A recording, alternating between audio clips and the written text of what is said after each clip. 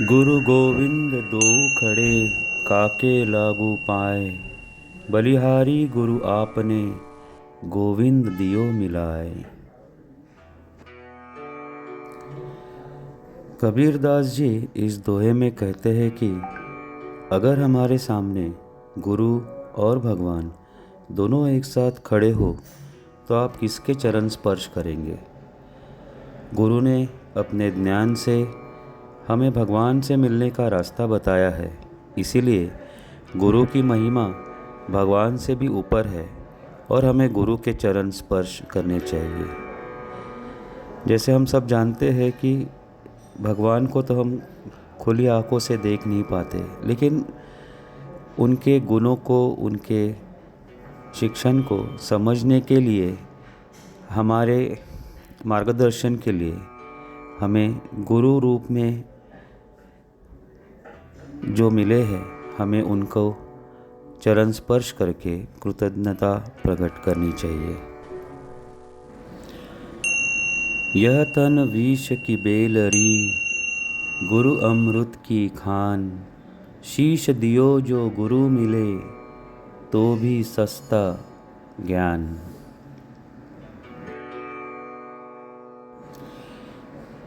कबीरदास जी कहते हैं कि यह जो शरीर है वो विष जहर से भरा हुआ है और गुरु जो है अमृत की खान है।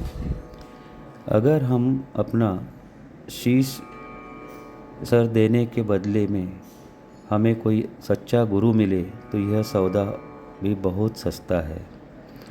इसका विस्तार में हम समझे तो हम अपना सारा गुरूर, घमंड, अहंकार छोड़ के अपने गुरु के सामने नतमस्तक हो जाए या हमारे समर्पण के बदले एक सच्चा गुरु मिले तो ये बहुत ही सस्ता सौदा है ज्ञान प्राप्ति के लिए।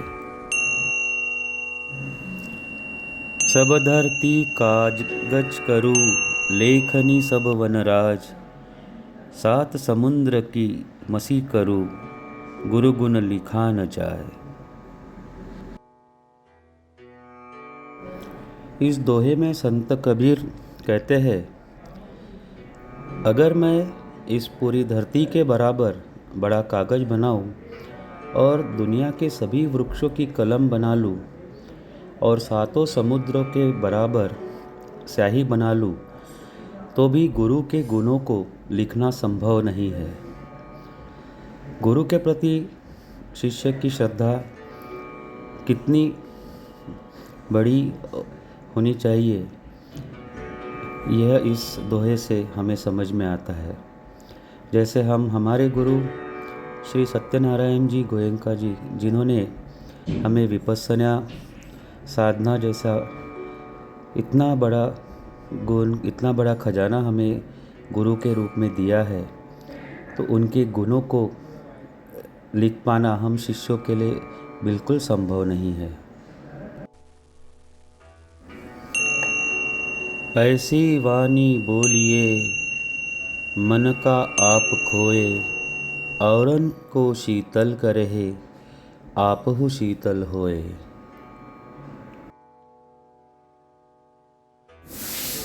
संत कबीरदास जी कहते हैं कि इंसान को ऐसी भाषा बोलनी चाहिए जो सुनने वाले के मन को बहुत अच्छी लगे।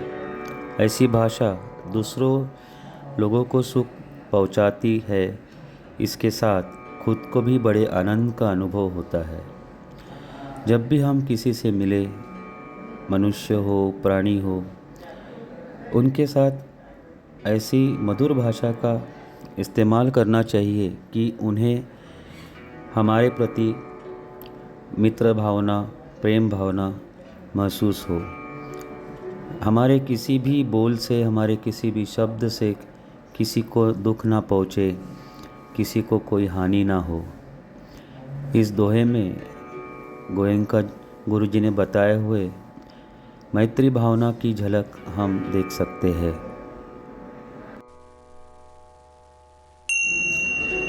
काल करे सो आज कर, आज करे सो अब। पल में परलय होएगी, बहुरी करेगा कब।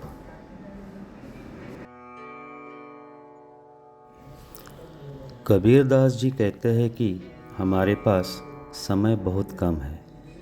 जो काम कल करना है वो आज करो, और जो आज करना है वो अभी करो, क्योंकि पल भर में प्रलय जो आएगी फिर आप अपने काम कब करेंगे।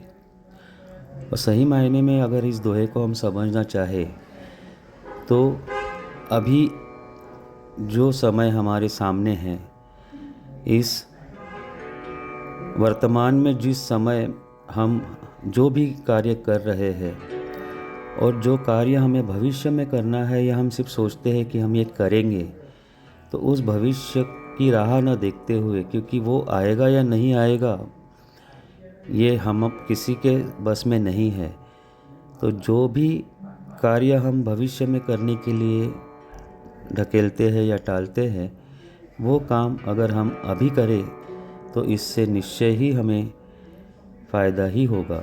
इसी तरह जब साधना करना रहती है, विपස්සना करनी है, तो अच्छे कार्य करने के समय ज़्यादातर मनुष्यों में आलस जागता है और हम सोचते हैं कि अभी क्या ध्यान करूं, मैं शाम को करूंगा। नहीं, मैं शाम को नहीं, सुबह कल जल्दी उठ के 5 बजे करूंगा। लेकिन ऐसा ही टालते टालते वो सुबह नहीं आती है, ना वो शाम आती है। और जो मूल्यवान विद्या गोयंका गुरुजी ने हमें सिखाई है विपස්සना साधना की, वह साधना हम वर्तमान समय में न करते हुए उसे टालते जाते हैं, जिससे कि हमारी साधना का बल कमज़ोर पड़ता है।